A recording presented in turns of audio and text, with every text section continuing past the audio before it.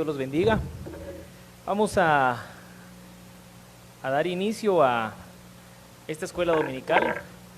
Vamos a centrarnos en los milagros de Jesús.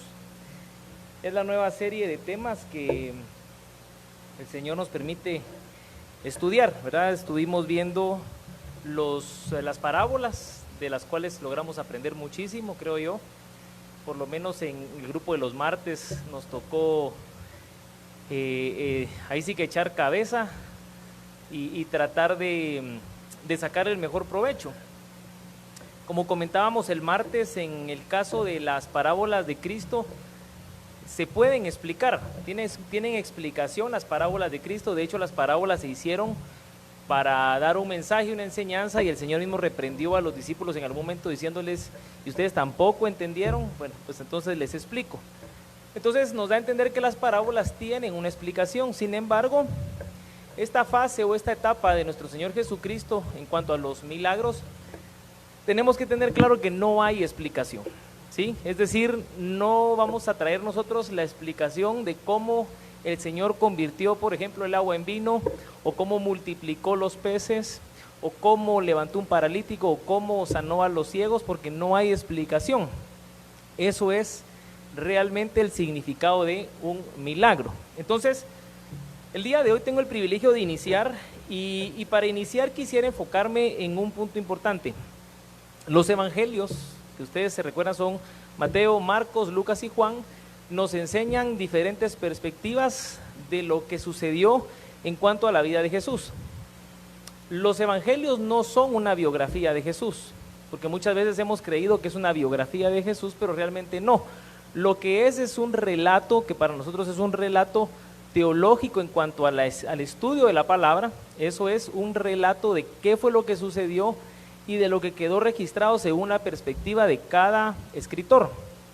Por ponerles un ejemplo, nosotros estamos ahora transmitiendo en redes sociales el servicio, y el deseo de mi corazón es que ese sistema mejore y que podamos tener un sistema de grabación, un sistema de transmisión más evolucionado que estar transmitiendo desde una aplicación, lo cual es útil. Pero para poner el ejemplo, si yo quisiera, por ejemplo, mejorar y darle a la gente una mejor calidad en cuanto a la visibilidad del mensaje y el audio del mensaje, podemos instalar una cámara aquí al frente, podemos poner una cámara allá donde está Javier, podemos instalar una acá y una cerca de donde están ustedes.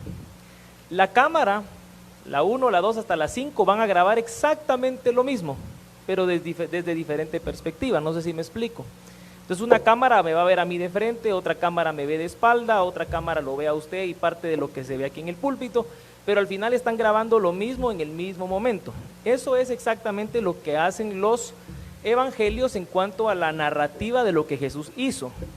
Algunos significa exactamente lo mismo, pero contado de diferente forma. Yo voy a basarme esta mañana en el Evangelio de Juan, que es el único evangelio que se reconoce como un relato personal en cuanto a la visión que tenía un hombre que era judío, que había tenido la oportunidad de estar con Jesús y que se enfocaba básicamente en aspectos muy importantes, ¿verdad?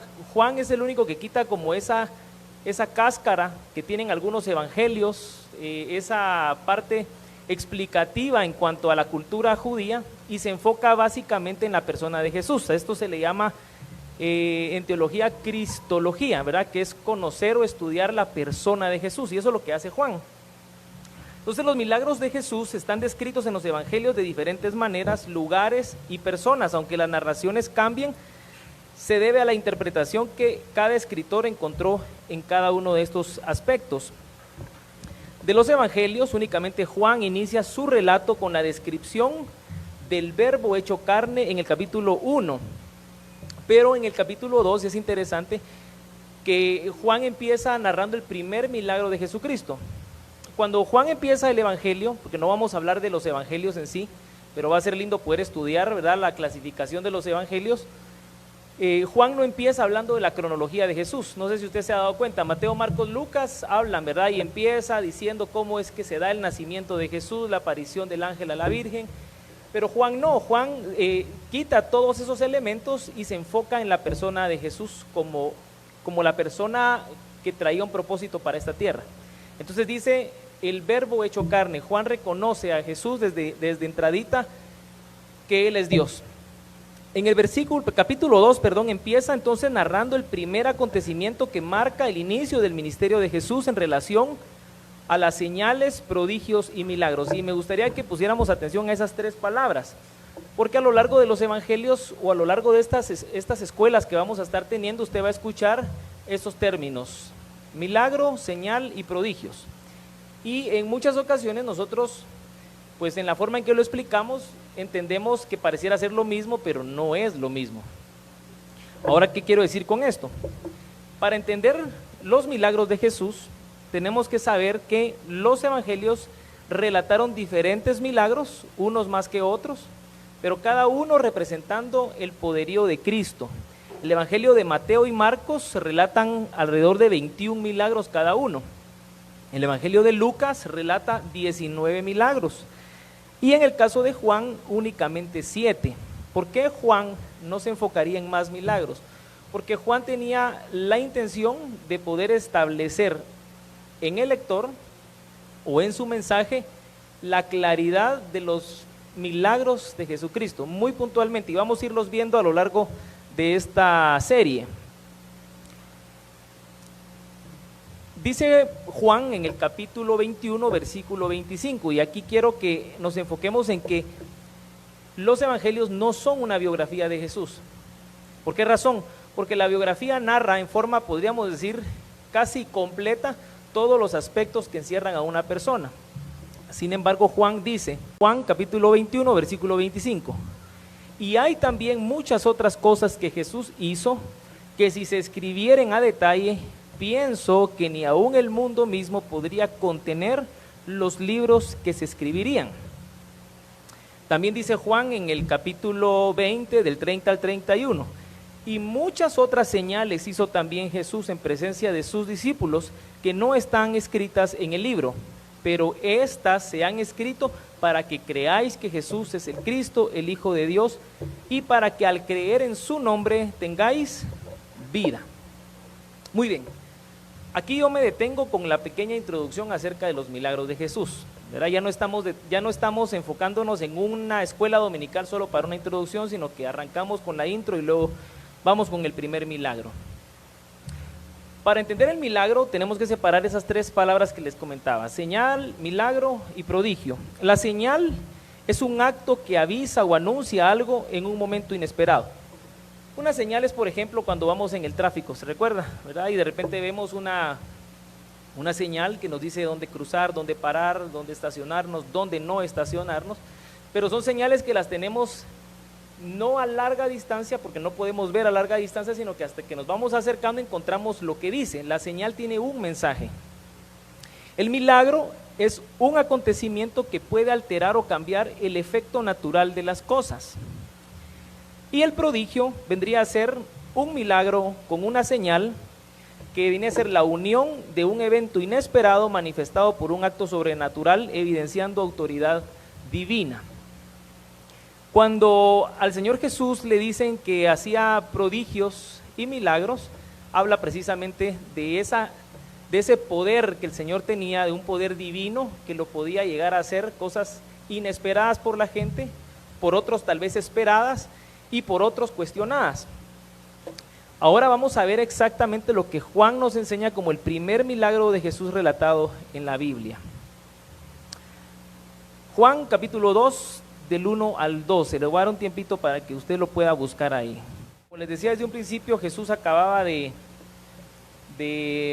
buscar a sus primeros discípulos, a ver un premio para quien nos diga cuáles fueron o quiénes fueron esos primeros 4 discípulos. El primero empieza con sí, Pedro, que era Simón, Pedro. Después, Andrés, muy bien. Juan, muy bien. Y empieza con N, Natanael. Natanael. Nicodemo fue de otro. Bueno, pues estos 4 discípulos, el Señor los llama a su ministerio y dice la palabra en el capítulo 2 que entonces estos discípulos más Jesús y su madre fueron invitados a una boda. No se menciona a José, por lo que se cree que José había fallecido ya hace un tiempo atrás. De hecho, Jesús en este entonces estaba haciendo cargo de su madre, ¿verdad? Y traía consigo a sus hermanos de carne. Entonces, Jesús es invitado a una fiesta, no se sabe con exactitud de quién era la fiesta, solo se puede especular que pudo haber sido de alguien muy cercano, de un familiar de María quizá. Algunos dicen que pudo haber sido la misma boda de Juan, otros dicen que fue de un hermano de Juan, entonces no tenemos certeza en cuanto a quién era, pero lo que sabemos es que era una boda y las bodas en la antigüedad tenían una importancia muy relevante. Aquí tenemos, por ejemplo, a la experta en bodas, mi esposa, y ella sabrá todo lo que conlleva una organización de una boda, sobre todo cuando hay recursos, ¿verdad? Cuando hay recursos se tira la casa por la ventana y no se escatima, ¿verdad? Sino que la idea es que todos los invitados estén contentos, bien atendidos y que haya fiesta. En este caso no crea usted que todas las fiestas en el Antiguo Testamento eran cristianas, ¿verdad? Y que no se baila, no se toma, sino que en ese entonces las fiestas sí se acostumbraba a beber vino y normalmente todos se ponían hasta atrás, eso era la norma. Sin embargo, Jesús es invitado junto con sus discípulos y no crea usted que Jesús pues llegó, ¿verdad?, en modo santurrón, ¿verdad?, sino que la palabra, por eso en muchos capítulos más se le criticaba al Señor que era un comelón y bebedor de vino, pero no dice que el Señor se emborrachara y que perdiera el juicio, ¿verdad?, porque el Señor siempre fue un hombre ejemplar.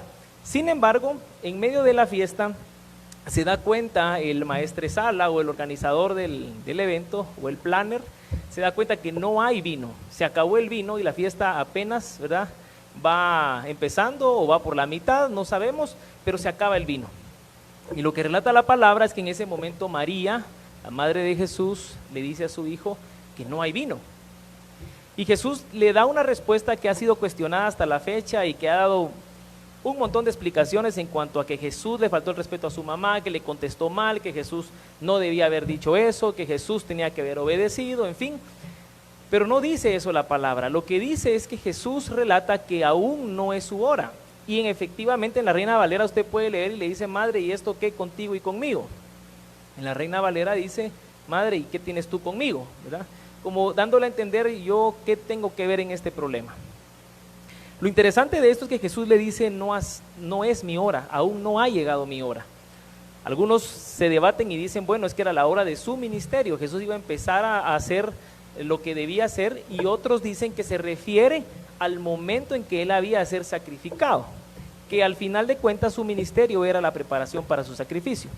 Entonces Jesús le responde a María que no es problema de él, sin embargo María en los dos versículos restantes le dice a los siervos, hagan lo que él les diga. Y entonces Jesús les dice a sus discípulos, vamos a verlo en el Evangelio de Juan, para que usted pueda leerlo conmigo. Tengo la versión NBI, perdón. Dice entonces en el versículo 3, cuando el vino se acabó, la madre de Jesús le dijo, ya no tienen vino. Y Jesús le responde en el 4, mujer, señora, pocas palabras, ¿qué tiene que ver conmigo? Jesús le respondió, todavía no ha llegado mi hora. Su madre dijo a los sirvientes, hagan lo que él les ordene. Había allí 6 tinajas de piedra, de las que usan los judíos en sus ceremonias de purificación. En cada una cabían unos 100 litros. Ya se imagina usted la cantidad que le cabían a esas tinajas, ¿verdad? Y entonces Jesús le dice a los sirvientes, llenen de agua las tinajas. Los sirvientes llenaron hasta el borde las tinajas, y Jesús les dice, saquen un poco y llévenlo al encargado del banquete. Así lo hicieron. El encargado del banquete probó el agua convertida en vino sin saber de dónde había salido, aunque sí lo sabían los sirvientes que habían sacado el agua. Entonces llamó aparte al novio y le dijo, todos sirven primero el mejor vino, y cuando los invitados ya han bebido mucho, entonces sirven el más barato. pero tú has guardado el mejor vino hasta ahora. Esta, dice el 11, la primera de sus señales la hizo Jesús en Caná de Galilea. Así reveló su gloria y sus discípulos creyeron en él. Después de esto, Jesús bajó a Capernaum con su madre, sus hermanos y sus discípulos, y se quedaron unos días allí. Y ahí termina y luego continúa la purificación del templo. En este pasaje es interesante, hermanos, que el Señor Jesucristo hizo un milagro. Imagínese usted con la preparación de una boda, la emoción, cuánto tiempo. En ese tiempo se acostumbraba que el novio era el que hacía todo este festín, y resulta que se quedan sin vino. Entonces, uno normalmente en la boda quiere que se acuerden de lo lindo, ¿no es cierto?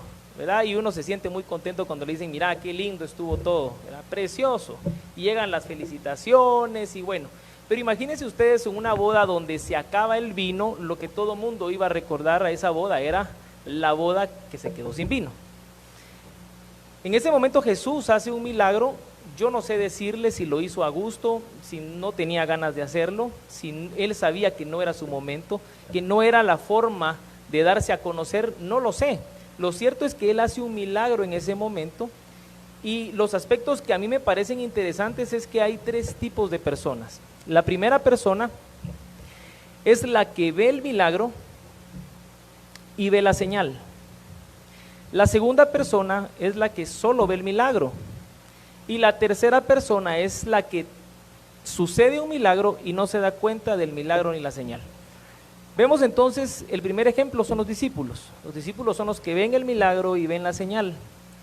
Los sirvientes son los que ven el milagro, y el maestresala y el novio son los que no sabían que sucedió un milagro, por lo tanto no lo vieron y no se dieron cuenta.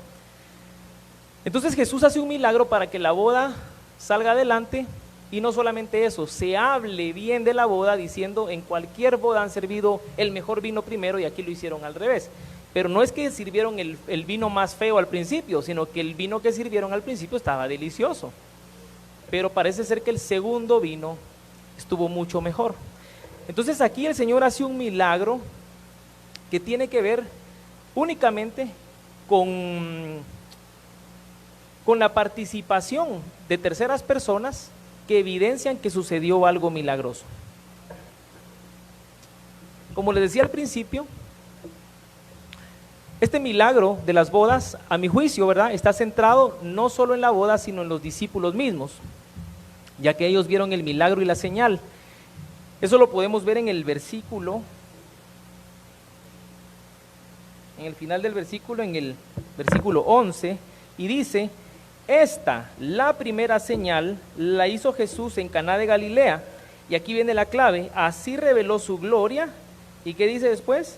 Sus discípulos creyeron en él. Pareciera ser que cuando los llamó aún no creían. Lo siguieron con aquellas dudas, ¿verdad? Bueno, vamos a ver qué pasa.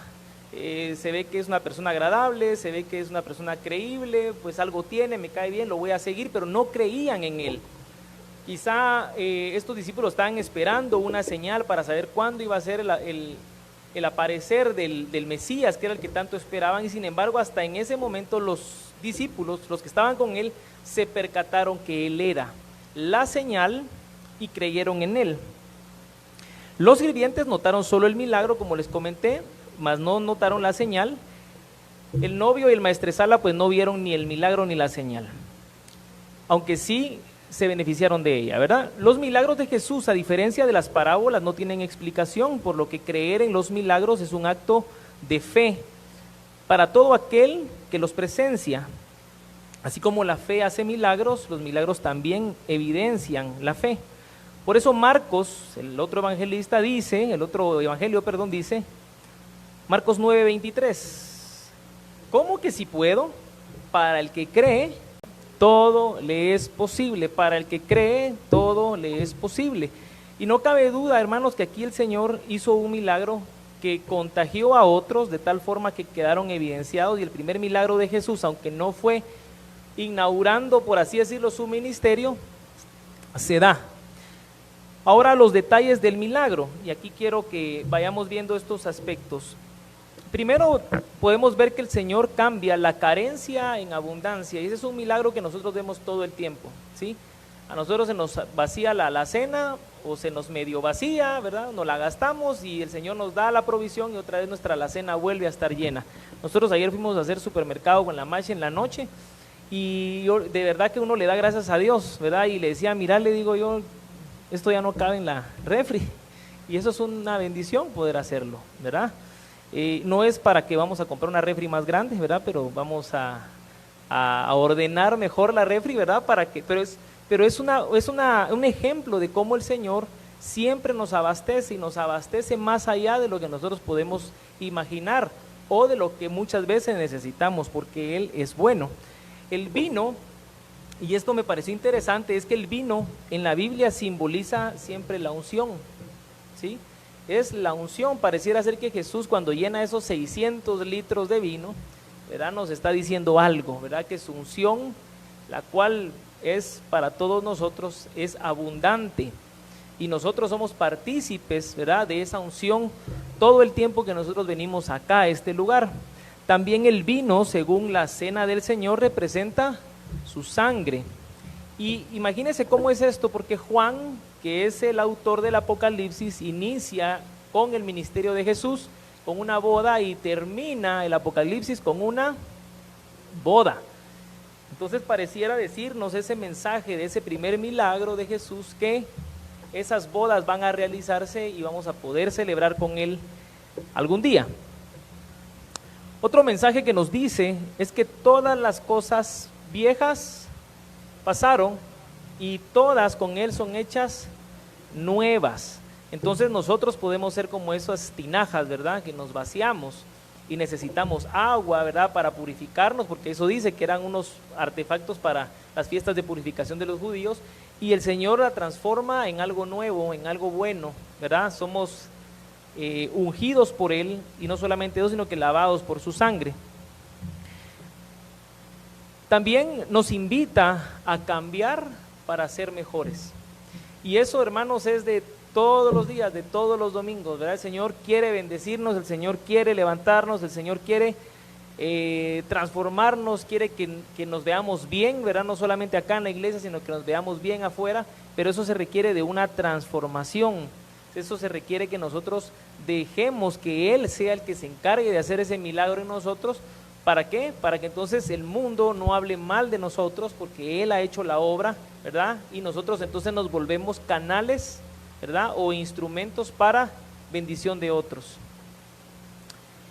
Y el último aspecto es la transformación del agua en vino, que también nos habla, ¿verdad? Vuelvo a redundar un poquito con el anterior. La transformación que nosotros necesitamos es diaria, todos los días, porque todos los días nos vaciamos, ¿no? Todos los días estamos necesitados, todos los días tenemos problemas, todos los días tenemos necesidad, dificultad, todos los días vamos delante de Él en la noche o en la mañana a decirle: Señor, te pido que me ayudes a resolver este problema, necesito sabiduría, y ahí va, ¿verdad?, la sabiduría del cielo para que nosotros podamos responder.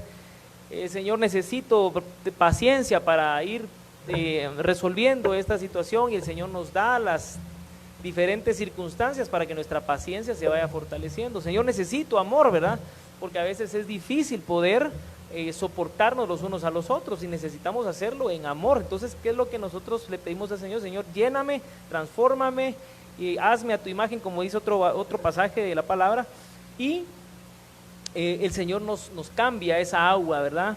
Nos lava, nos limpia, y entonces somos canales de bendición. Así que eso sería lo que tengo hoy para decirles. Como les repito, los milagros de Jesús van a ser relatos que vamos a hacer nosotros acá. No vamos a poder hacer una explicación, ¿verdad?, ni científica, aunque ya lo han querido demostrar, ¿verdad? Han querido ver cómo se puede transformar el agua en vino, y algunos charlatanes de la fe han hecho hasta videos, ¿verdad?, burlándose de ese milagro, haciendo una agua entintada. Pero el Señor lo que hizo fue vino, y vino del mejor. Así que esto es lo que quiero compartirles. No sé si hay alguna aportación, quisiera dar la oportunidad. Tenemos ya, sí, estamos ya 1 minuto. Si alguien quiere agregar, si alguien tiene alguna duda. La escuela dominical es para eso, hermano. No se lleve nunca una duda en su corazón, ¿verdad?, o alguna inquietud. si puede, escríbala. Cualquiera de los que estamos sirviendo acá, podemos apoyar juntos, podemos buscar una respuesta, ¿verdad? Porque al final somos humanos, instrumentos en sus manos. Amén. Voy a invitarlo a que se ponga de pie entonces y vamos a disponer nuestro corazón para alabar al Señor.